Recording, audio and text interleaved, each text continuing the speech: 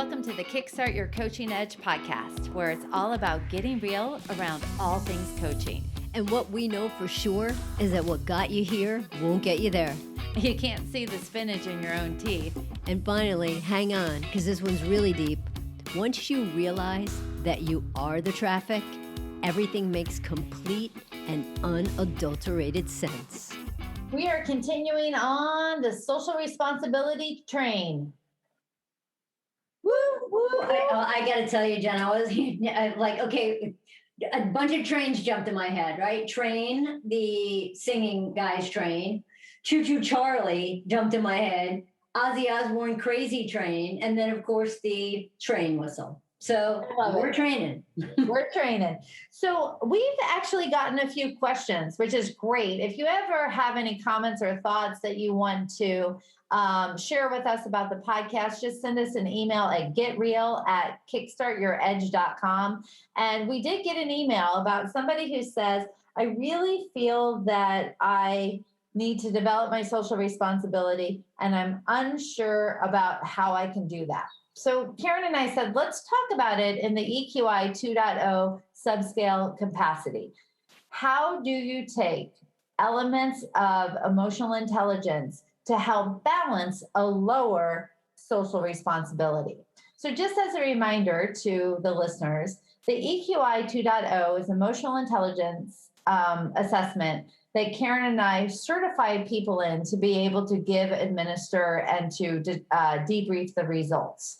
And if you're interested in that, let us know. But there's 15 subscales as part of that the assessment measures. So we're going to talk about 3 subscales that you can use to increase your social responsibility.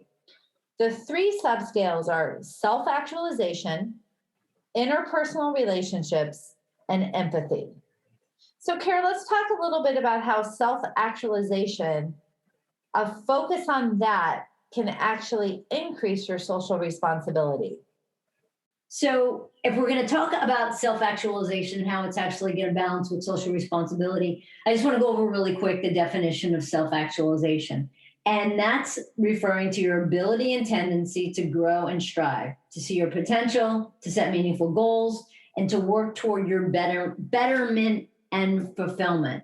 And it's funny, Jen, because it makes me think about how then do you allocate more time to what's important, right? How if you're self-actualized, it's about, okay, great, what's the goal? Great. And then how perhaps make the goal something along the lines of something having to do with social responsibility. So, okay, a goal perhaps to go volunteer. And then how do you make that the goal? So you're growing that social responsibility and tying it in to your self-actualization. But you got to make sure that it's meaningful, because that's so much about self-actualization too. So it's not about finding a random goal that doesn't mean anything. It's about how can you find a goal that means something to you that's overall about the greater good. I love that, Kara. And then if we attach meaning to the goal on, again, why is it social responsibility is something you want to grow? What would be different? How would you feel? What would that look like? If you had 10% more social responsibility in your day-to-day life, what would be the gains of that? And then making step-by-step goals to be able to get there. Love it. Great one. You know, it's funny, Jen, it makes me think of like years ago, I used to volunteer for the first tee, right? It's to help kids learn about golf and to learn about leadership. And the great thing was, I love golf, I love leadership, and I loved helping kids and helping them learn to play golf and about leadership. I mean, talk about a win-win-win all over the place. And it was just being able to connect with that thing that was bigger than me. Yep, that's it, right? So being able to put those things together worked out well. The second one that we talked about was interpersonal relationships. So basically for social responsibility, if you want to increase that, take a look at the interpersonal relationships, right? And that's your ability to give and receive trust and compassion and establish mutually satisfying personal relationships. So if you are high in relationship, it's about looking at social responsibility of how you impact others. What relationships do you want to develop?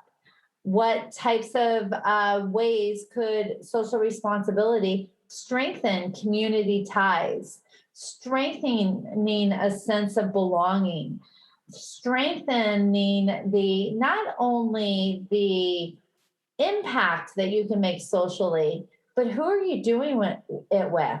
How are you connecting? What ways do those relationships that could be developed actually strengthen how you feel about people that then is also making an impact in the world? And one that makes me think, Jen, it's about really how are you going to roll up your sleeves and support people, support colleagues, support teams, support groups, right? Those relationships, the interpersonal relationships that are just going to increase that social responsibility. Love it. And then the last one we're going to talk about is empathy. And yes, we did talk about empathy back in June, but I'm going to remind you of the definition.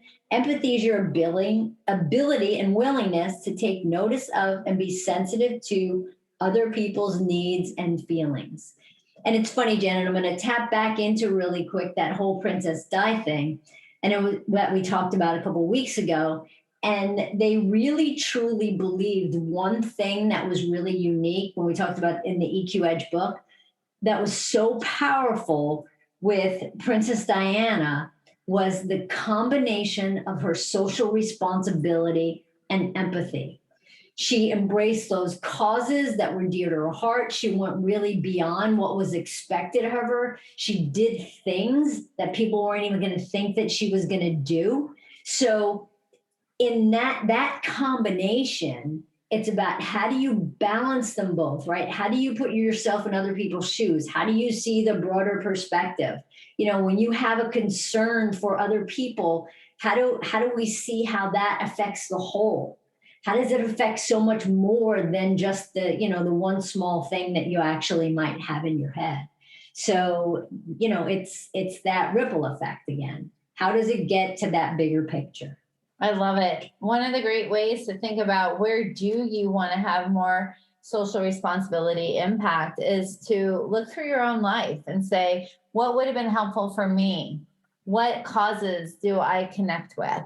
What, if I was going through this difficult time, what do I wish had been available for me? Using the empathy of your own life experiences to see what the world needs more of.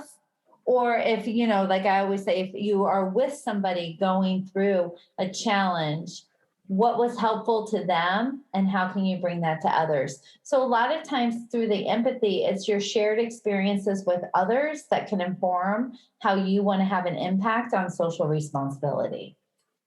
So I guess that wraps up all of our social responsibility talk. It's an important part. And I do know that when we contribute to society at a bigger level, the emotional payoff of it is super strong. And although this is the end of us talking about social responsibility, it could just be the beginning for you to increase yours. All right. Thanks for listening. Bye. Bye.